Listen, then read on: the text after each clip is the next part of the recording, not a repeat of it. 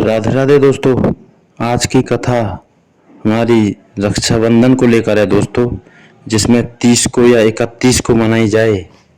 भद्रा क्या होती हैं, भद्रा में पर्व क्यों नहीं मनाते हैं, इसके बारे में बताया जाएगा। साथ ही रक्षाबंधन पर्व क्यों शुरू हुआ, इसके बारे में भी।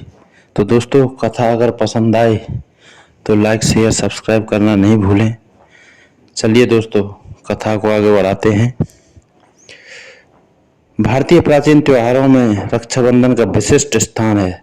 रक्षाबंधन का अर्थ है रक्षा का बंधन, एक ऐसा रक्षा सूत्र जो बहन द्वारा भाई के दाहिनी कलाई पर बांधकर उसे समस्त संकटों से दूर रखता है। यह त्योहार भाई बहन के बीच स्नेह और पवित्र रिश्ते का प्रतीक है।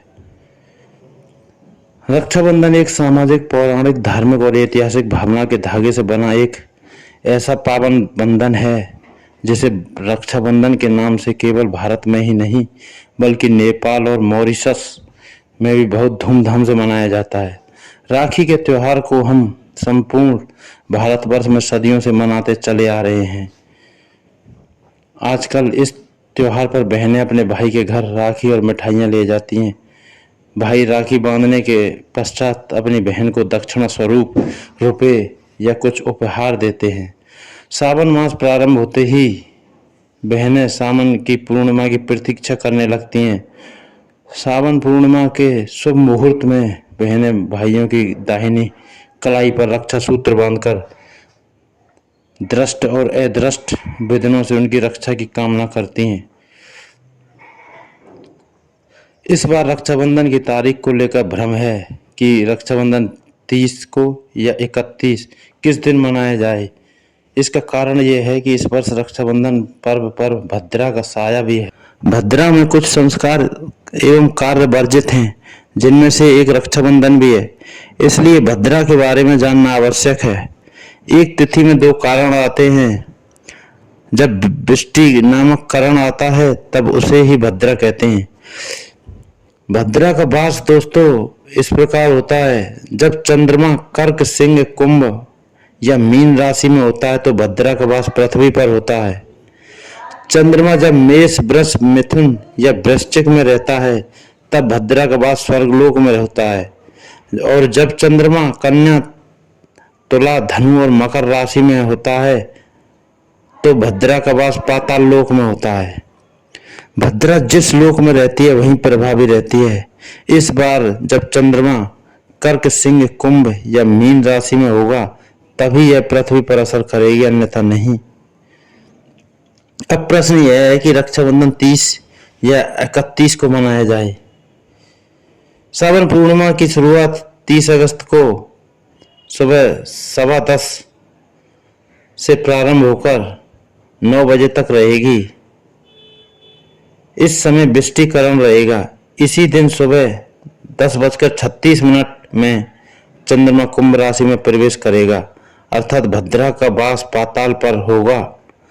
30 अगस्त को रात्रि 9:01 पर वृष्टिकरण रहेगा। इसके बाद करण परिवर्तित होगा। 31 अगस्त को 7:46 तक पूर्णिमा रहेगी। हालांकि चंद्रमा इस समय भी कुंभ राशि में रहेगा परंतु वृष्टिकरण नहीं रहेगा। इसलिए 31 अगस्त को सुबह 7:46 से पहले रक्षा सूत्र बांधे जाने का उत्तम मुहूर्त है। रक्षाबंधन का पुनीत पर्व 30 अगस्त बुधवार को भद्रा रात्रि 8:57 के पश्चात प्रारंभ होकर अगले दिन 31 अगस्त 7:45 बजे तक चलेगा। तो रक्षाबंधन के ऊपर जो प्राचीन कथा है दोस्तों, अब उसको सुनिए।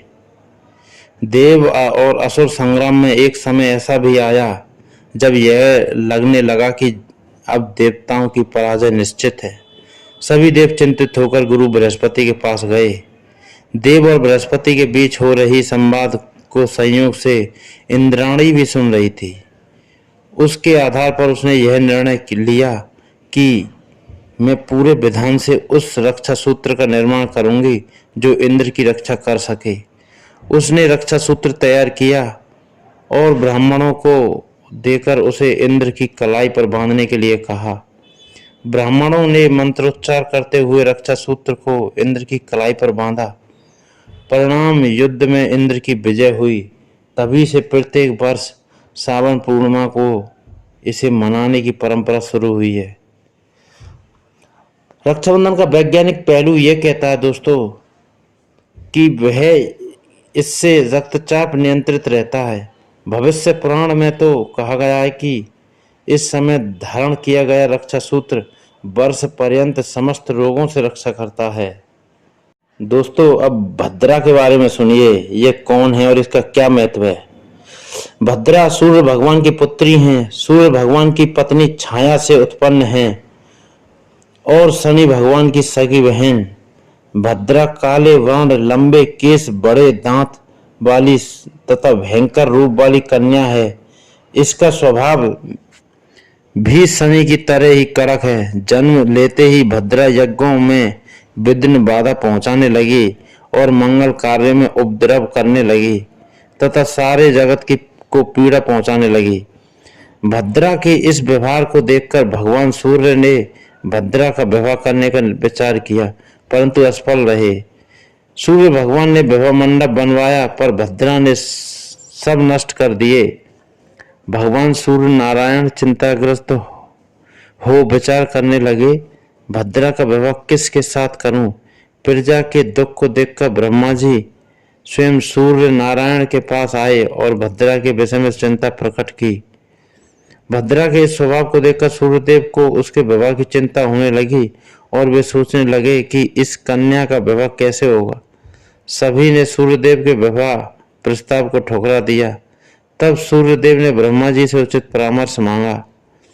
ब्रह्मा जी ने तब भद्रा से कहा कि भद्रे, बव, बालव, कौलव आदि कारणों के अंत में तुम निवास करो तथा जो व्यक्ति भद्रा के दौरान विवाह संस्कार, मुंडन संस्कार, गृह प्रवेश, यज्ञोपवीत, यात्रा, त्योहार, नया कार्य, रक्षाबंधन, मांगलिक कार्य करे तो तुम उन्हीं में विघ्न डालो।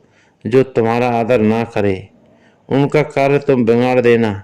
इस प्रकार उपदेश देकर ब्रह्मा जी अपने लोक चले गए। इसलिए भद्रा काल में कोई शुभ कार्य नहीं करने की परंपरा चली आ रही है। तो दोस्तों कथा अगर पसंद आई हो तो लाइक शेयर सब्सक्राइब करें। राधे राधे दोस्तों।